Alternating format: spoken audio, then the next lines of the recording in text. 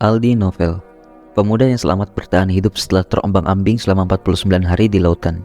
14 Juli 2018, Aldi saat itu sedang bekerja menjaga lampu perangkap ikan di Rompong atau rumah rakit terapung.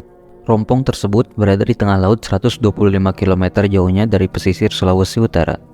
Saat sedang menjaga rompong, tiba-tiba saja angin kencang bertiup dan menyebabkan tali rompong terputus dari tambatan. Rompong Aldi pun terbawa arus. Saat itu, rekan kerjanya sudah berjaga dengan pamput di dekat rompong yang lain. Tetapi arus kencang membawa rompong Aldi menjauh dari tempat yang sudah diperkirakan. Pamput yang mengejar rompong Aldi pun terhempas arus kencang hingga hampir terbalik.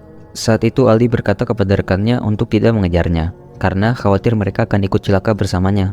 Aldi berani berkata seperti itu karena ini bukan kali pertama ia hanyut, melainkan yang ketiga kalinya.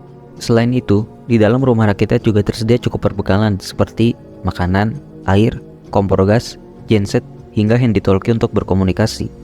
Aldi mengira ia akan selamat dalam waktu singkat seperti kejadian-kejadian sebelumnya.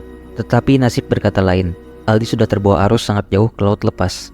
Setiap hari, ia terus mencoba kontak melalui HT-nya.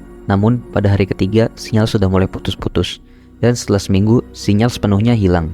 Persediaan makanan pun habis pada minggu pertama, yang membuatnya harus memancing ikan untuk makan. Minggu kedua, tabung gas pun habis. Aldi pun memasak dengan membakar kayu dari rompongnya.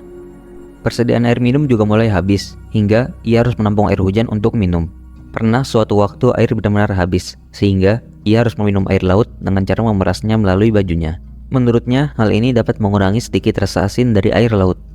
Ketika Aldi hendak putus asa, ia kerap membaca Alkitab yang ia bawa bersamanya di rompong, dan berharap pertolongan segera datang. Hingga, pada 31 Agustus 2018, Aldi melihat sebuah kapal yang lewat, dan ia dengan kencang berteriak meminta tolong kepada kapal tersebut. Ia pun diselamatkan oleh kapal Arpeggio berbendera Panama yang sedang menuju Jepang.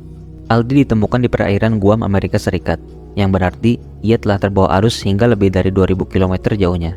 Aldi kemudian dibawa ke Jepang dan dipulangkan ke Indonesia oleh KJRI Osaka pada 9 September 2018.